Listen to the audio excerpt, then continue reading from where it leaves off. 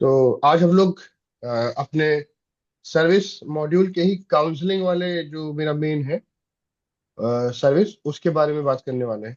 तो सुमिति जी, पहले क्या है काउंसलिंग, किस तरह के जो क्लाइंट होते हैं जिनको काउंसलिंग की जरूरत होती है, कब वो मेरे पास आते हैं, वो थोड़ा सा एक्सप्लेन कर दीजिए। उसके बाद हम लोग काउंसलिंग के अंदर जो पार्ट है उनको देखेंगे। Sure sir. जी। काउंसलिंग एक ऐसा प्रोसेस होता है जब उनको लगता है कि हाँ उनको डे टू डे लाइफ में स्ट्रगल हो रहा है, एंग्शियस ज्यादा फील हो रहा है, या डिप्रेस्ड फील कर रहे हैं, स्ट्रेस कर रहे हैं, या लाइफ में आइसोलेट फील कर रहे हैं एंड फोकस नहीं हो पा रहा, चाहे वो स्टडी के रिगार्डिंग हो या वर्क के रिगार्डिंग हो, डे टू डे टास्क नहीं कर पा रहे अपनी लाइफ में, रिलेशनशिप इशू है, एंजाइटी इशू हो रहा है, मैरिटल इश्यूज हो रहे हैं, या रिलेशनशिप में इश्यूज हो रहे हैं। तो इस तरह के इश्यूज के लिए लोग काउंसलिंग सेशंस के लिए आते हैं। अच्छा, ठीक है। ठीक है, तो एंड हाँ जी, बताएं। हाँ, इसमें हम एज का नहीं कह सकते। इनिशियल एज में भी स्कूल के बच्चों को भी दिक्कत होती है, लाइक अर्ली एज में भी 5 to 6 इयर्स के बच्चों को भी होता है, काउंसलिंग की नीड होती है। कई बार उसमें पेरेंटल काउंसलिंग भी जाती है हम्म। साथ में। और कई बार ओल्ड एज होते हैं, मतलब जो सीनियर सिटीजन होते हैं, उनके भी इश्यूज होते हैं, उनका आइसोलेशन हो जाता है, लोनलीनेस हो जाता है, रिजिड हो जाते हैं, उनके भी अलग पर्पज होते हैं, तो उनके सेशंस भी जाते हैं। अच्छा, ये किसी भी एज के लिए ये हो सकता है। Yes sir. ठीक है, तो अब एक एक करके बताते हैं। ये स्ट्रेस मैनेजमेंट जो है, इसमें इस ये इसमें क्या चीज है? स्ट्रेस मैनेजमेंट काउंसलिंग में कैसे क्या चीजें होती हैं? सर स्ट्रेस मैनेजमेंट बेसिकली, चाहे वो स्ट्रेस मैनेजमेंट लगा लीजिए, चाहे वो एंगर मैनेजमेंट लगा लीजिए, जो भी पर्सन के कंसर्न होते हैं उसके बारे हम्म। में डिस्कस किया जाता है एंड रूट कॉज को फाइंड आउट किया जाता है कि उस पर्सन के स्ट्रेस के रीजन क्या है, एंड उसके डायग्नोसिस के बेसिस पे आगे थेरेपीज वर्क करती है। अच्छा। अच्छा, ये जो स्ट्रेस मैनेजमेंट होना है इनका, या एंगर मैनेजमेंट होना है, या ये जो ये कैसे पता चलता है? मतलब हम आ रहे बस जैसे हमें कुछ नहीं पता, ये आपके जो सर्विसेज के अंदर जो काउंसलिंग के अंदर जो सर्विसेज है मुझे नहीं पता। मैं अगर आऊंगा तो मैं कुछ बात करूंगा ना आपसे, तो आप ही तो ये ऑब्जर्व करोगे कि इसको किस तरह की काउंसलिंग देनी है। नो सर, ये हम ऑब्जर्व नहीं करते sir, that is not our part. अगर फॉर एग्जांपल अगर कोई कहता है कि हाँ, हम उससे पूछते हैं कि क्या प्रॉब्लम फेस होता है, उसने कहा कि नहीं एंगर का इशू हो रहा है या स्ट्रेस हो रहा है या रिलेशनशिप का, तो एक आइडेंटिफाई हो जाता है। अगर वो कहीं नहीं, मुझे नहीं पता चल रहा मेरे लाइफ में क्या हो रहा है, मैं खुद नहीं समझ पा रहा ये समझ पा रही, तो उसको हम ये बोलते हैं, don't worry, you can meet the psychologist. आप साइकोलॉजिस्ट से मिलेंगे, जो भी आपका कंसर्न आप डिस्कस करेंगे, तो शी विल गाइड यू कि क्या हम्म। प्रॉब्लम फेस कर रहे हैं, रूट कोज फाइंड आउट करने में हेल्प करेंगे एंड उसके अकॉर्डिंग वो प्रोसीड करेंगे। क्योंकि hmm. We are not a sir authorise और हम उसको लेबल नहीं कर सकते, तो इट इज गुड एक साइकोलॉजिस्ट अपने वे में उसे कन्वे कर दे। हम्म। ठीक है। ठीक है। अच्छा, तो इसमें सबसे पहले जैसे हमारा स्ट्रेस मैनेजमेंट एक होता है, तो हाँ अगर जी। किसी को स्ट्रेस का इश्यू है तो उसको आप काउंसलिंग काउंसलिंग से रिजॉल्व करते हो उस चीज को ना। हाँ सर, अब जैसे पर्सन ने डिमांड ही काउंसलिंग की कही है तो हम उसको काउंसलिंग पे ही लेके जाएंगे। इसमें और क्या सिनेरियो हो सकता है? अगर मैं आया हूँ, स्ट्रेस मेरे पास बहुत ज्यादा, मुझे स्ट्रेस बहुत ज्यादा है, उसके हम्म। इसको चाहता हूँ मैं मैनेज कर लूँ, मैं खुद से नहीं कर पा रहा हूँ, तो मेरी काउंसलिंग होगी। फिर हाँ जी। काउंसलिंग में कितना टाइम लगेगा, कैसे क्या प्रोसेस होगा, आपको ये बताओ कैसे हमें देखिए, हमारा। जनरल हाँ। जनरल अगर कोई क्वेश्चन पूछे कि इतने सेशन की रिक्वायरमेंट होती है, तो अगर एक हाँ। एवरेज सेशन हम उसको बोलते हैं कि 5 to 6 सेशंस की रिक्वायरमेंट होती है। बाकी आपके कंसर्न, आपके सिचुएशन पे भी पता चलता है एंड आपके पर्सपेक्टिव पे भी। कई बार सेशंस की कम रिक्वायरमेंट होती है एंड कई बार एक्स्ट्रा सेशंस की भी रिक्वायरमेंट होती है, मल्टीपल सेशंस की भी रिक्वायरमेंट होती है। वो डिपेंड करता है आपके सिचुएशन, आपके कंसर्न पर। वो आपको थेरेपिस्ट बता पाएंगे आफ्टर योर फर्स्ट सेशन की कितने केस की रिक्वायरमेंट है सेशंस की। अच्छा, तो जनरली कितने सेशंस, अगर माने एवरेज कितने सेशन है हो सकते हैं? 5 to 6 सेशंस एवरेज हम बोलते हैं सर।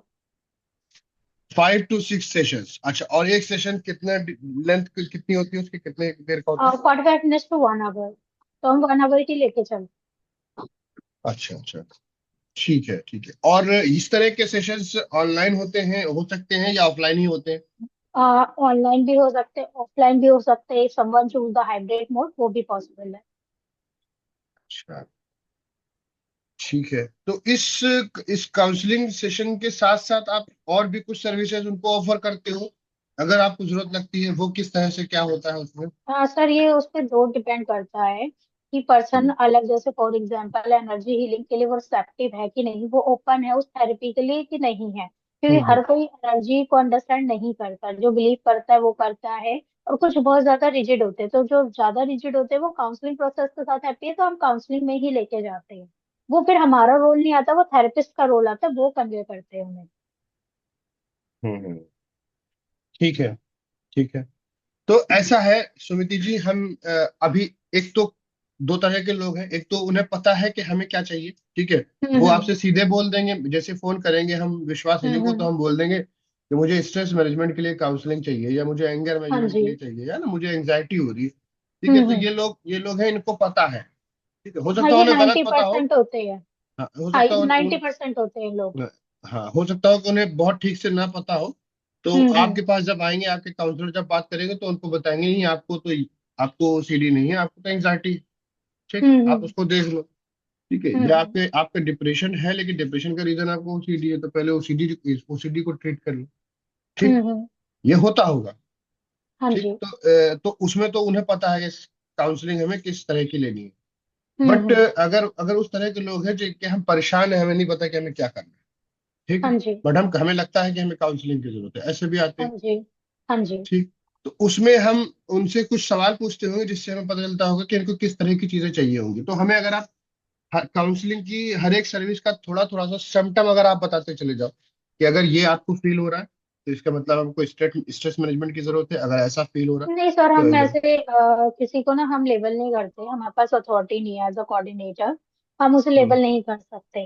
तो हम ये बोलते हैं, अगर वो कहते हैं कि नहीं मुझे समझ नहीं आ रहा, मेरे को मैं एंशियस भी बहुत ज्यादा फील कर रही हूँ, मुझे रोना भी बहुत आ रहा है, मुझे समझ नहीं आ रहा मैं क्या करूँ, तो हम उसको सिर्फ ये कहते हैं कि इट इज अ गुड कि आपने एक स्टेप लिया काउंसलिंग सेशन के लिए। That is really nice. And आपको आई सजेस्ट कि आप सेशन लें टू फिगर आउट कि आप किस चीज से गो थ्रू कर रहे हैं, ताकि वो चीज रिजोल्व हो सके। एंड आप डे टू डे लाइफ को है आप अपने आराम से विदाउट सर्वाइवल कर सके। ठीक है, तो आप अपने लेवल पे, इसका मतलब आप अपने लेवल पे उनसे ये नहीं पूछते हो कि अच्छा आपको किस तरह के सिम्टम्स है, क्या दिक्कत है, थोड़ा सा बताओ। तो उनके दिक्कत जान करके आप उनको बता सको, उनको सजेस्ट कर सको कि मैम आप, सर आप इस तरह की काउंसलिंग ले सकते हैं हमारी। आप ये नहीं नहीं नहीं करते सर। हो, आप हाँ नहीं, उनको बोलते हो कि हाँ। जी। हम उनसे सिर्फ ये पूछते हैं सर कि आप क्या प्रॉब्लम हो। उसमें भी कई लोग कहते हैं कि नहीं मैं सीधा साइकोलॉजिस्ट से डिस्कस करूंगा, आपसे नहीं। हम कहते हैं okay, we can understand your concern and confidentiality, कोई बात नहीं, आप उनसे बात कर लीजिएगा साइकोलॉजिस्ट से। कई बार हम्म। कहते हैं कि नहीं मुझे मतलब अपना पूरा हिस्ट्री बता देते, कई बार कुछ लोग होते हैं, तो हाँ वो हम पॉइंट नोट डाउन करके साइकोलॉजिस्ट को बता देते, और हम कोई लेवल नहीं करते कि आप इस तरह की काउंसलिंग लीजिए इस तरह से, बस हम ये बोलते हैं कि हाँ काउंसलिंग सेशंस लीजिए। हम्म। ठीक है। ठीक है, हम समझ गए इस चीज को। फिर भी हम्म। जानकारी के लिए हम जानना चाहते हैं, एक एक करके आप हर एक को हमें एक्सप्लेन कर दीजिए कि किस किस काउंसलिंग में क्या क्या चीज हम हैंडल करते ओके, बेसिकली जैसे स्ट्रेस है, जो हमारे डे टू डे लाइफ का स्ट्रेस हो गया, चाहे हमारा वर्क स्ट्रेस हो गया या हमारा स्टडीज का स्ट्रेस हो गया, या फिर हमारे किसी भी तरह का ऑफिस का स्ट्रेस हो जाता है, या अपने घर को मैनेज करने का स्ट्रेस हो जाता है, तो हम जो भी स्ट्रेस से रिलेटेड होता है वो स्ट्रेस मैनेजमेंट में ही चला जाता है। हैं। ठीक है।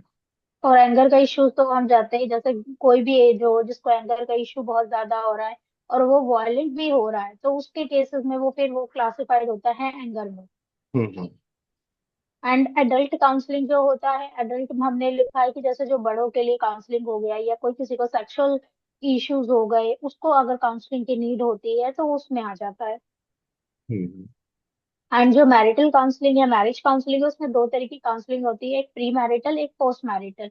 जिनकी हम्म। शादी नहीं हुई है, दे आर इन रिलेशनशिप और वो प्लान कर रहे हैं अपने शादी करने का, बट उनको कुछ डाउट है, उनको रिलेशनशिप में कुछ इशू आ रहे हैं, तो वो क्लासिफाई होते हैं प्री मैरिटल में। पोस्ट मैरिटल जो हो गए, जो शादी के बाद उनको दिक्कतें आ रही हैं, चाहे वो कितने भी साल हो गए, कितने भी दिन हो गए शादी के, तो वो उस कैटेगरी में आ जाते हैं पोस्ट मैरिटल में, या हम पोस्ट मैरिड कह दें। हम्म। ठीक है। और जो एंजाइटी हो गया, एंजाइटी वाला तो नॉर्मली हम सबको पता है कि एंजाइटी इशू किसी को भी हो सकता है, कभी भी हो सकता है, किसी भी एज ग्रुप में हो सकता है। तो एंजाइटी से जो भी प्रॉब्लम हो रही है, चाहे वो स्टडी से रिलेटेड हो या फिर किसी टास्क के लिए रिलेटेड हो या एग्जाम से रिलेटेड हो, तो हम उसमें हेल्प करते हैं एंजाइटी से related. Hmm. And abnormal behaviour में कई चीजें आ जाती है, जैसे इसमें बहुत काफी चीजें आ जाती है एबनॉर्मल में। जैसे कई बार होता है एडिक्शन भी एक तरह से आ जाता है, कि कई बार पर्सन का बिहेवियर बहुत ज्यादा सडन चेंज हो गया हो, तो वो हम हम्म। एबनॉर्मल में डाल देते हैं। उसमें कई बार लोग इसको क्लासिफाई करने के लिए खुद समझते हैं कि इसमें वो स्पेशल एजुकेटर या फिर जो ऑटिज्म बच्चे हो गए, स्पेशल चाइल्ड हो गए, वो भी उनको वो लोग एड्रेस कर लेते हैं। हम्म। और पेरेंटल गाइडेंस और चाइल्ड काउंसलिंग पढ़ते ही हमें समझ आ रहा है कि इसमें हमारा चाइल्ड काउंसलिंग होती है, चाहे वो टीनेजर हो, जो होता है, या अर्ली एज का बच्चा हो या टीनेजर हो, उसमें होता है। और साथ में उनके पेरेंटल गाइडेंस तो जाती है कि अगर कोई बच्चा प्रॉब्लम फेस कर रहा हो या कोई किसी तरह का बिहेवियर हो, तो पेरेंट्स के लिए भी एक बड़ा टास्क हो जाता है to how to handle the child. तो हम्म। उस तरह उसके लिए भी, पेरेंट्स के लिए भी गाइडेंस होती है कि पेरेंट्स ज्यादा अ, वो ना हो जाए, हार्श ना हो जाए बच्चे के साथ, ना बहुत ज्यादा वो हो जाए कि हाँ लीनियंट हो जाए बच्चे को। तो वो पेरेंट्स के लिए बहुत डिफिकल्ट होता है, तो पेरेंट्स काउंसलिंग जाती है, पेरेंटल गाइडेंस। हम्म।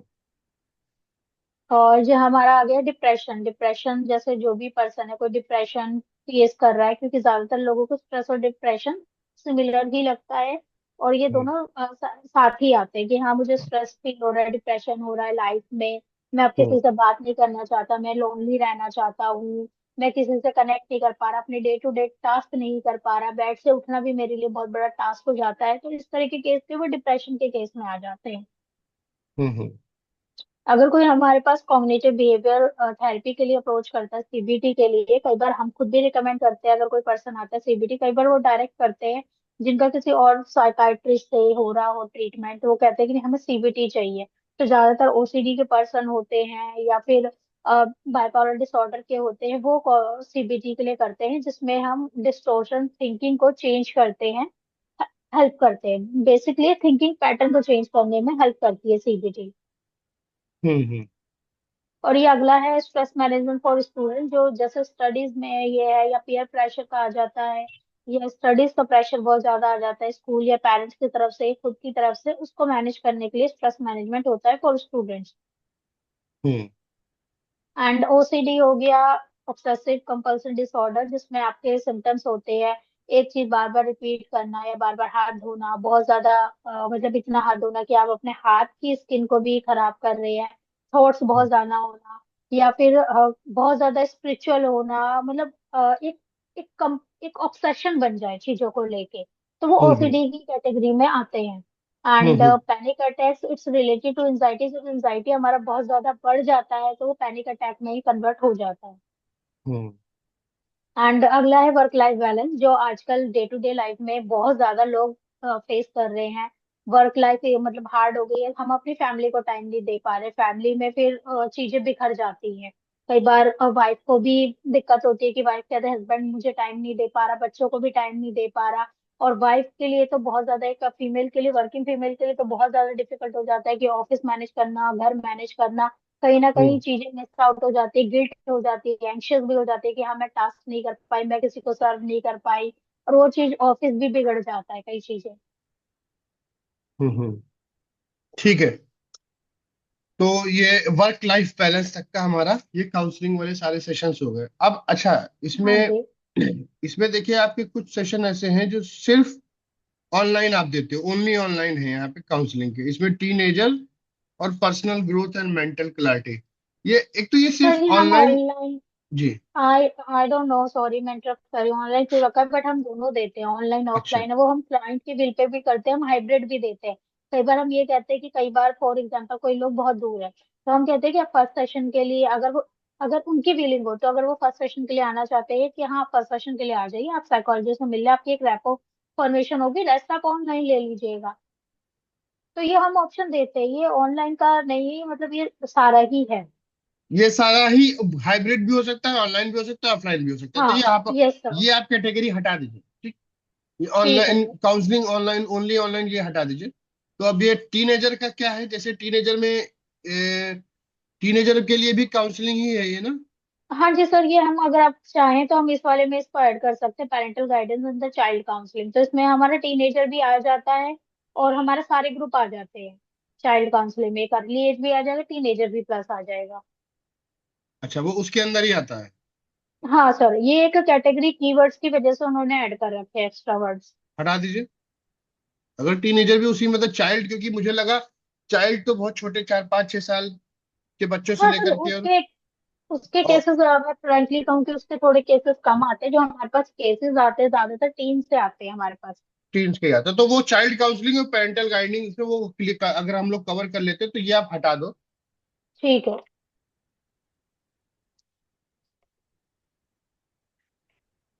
अब इसके बाद personal growth and mental clarity. हाँ, कुछ लोग जो है काउंसलिंग सेशन ये पूछते हैं इसमें एक कि उनको कुछ ग्रोथ चाहिए लाइफ में, करियर के रिगार्डिंग गाइडेंस चाहिए होती है, हम्म। और डे टू डे लाइफ में माइनर इश्यूज होते हैं उसके लिए उनको चाहिए होता है, और क्लैरिटी चाहिए होती है उनको, कुछ डिसीजन लेने होते हैं लाइफ में, और डे टू डे हसल होती है जिसको वो नहीं फुलफिल कर पा रहे होते हैं, डे टू डे हसल की डिमांड, तो उसके लिए ये सेशंस होते हैं। अच्छा, काउंसलिंग सेशंस होते हैं। हाँ जी। ठीक है। अच्छा, काउंसलिंग हमारे कौन काउंसलिंग प्रोवाइड करवाता है? सर काउंसलिंग सेशन के लिए देखिए डॉक्टर पूजा है, हमारे पास तीन साइकोलॉजिस्ट और हैं, साइकोलॉजिस्ट अश्विन हो गए, साइकोलॉजिस्ट श्वेता हो गए, साइकोलॉजिस्ट प्रिंजिम हो गए, and hmm. Mister Navneet Vallabhi. अच्छा। पर ज्यादा बहुत रेयर केस होते हैं, जैसे हमारे पास सेक्सुअल आ गए मेल के, तो हम उनको मिस्टर नवनीत को देते हैं। बाकी उनके पास ज्यादातर तो पीएलआर के सेशंस ही जाते हैं, पास्ट लाइफ रिग्रेशन। अच्छा, ठीक है। ठीक। ओके।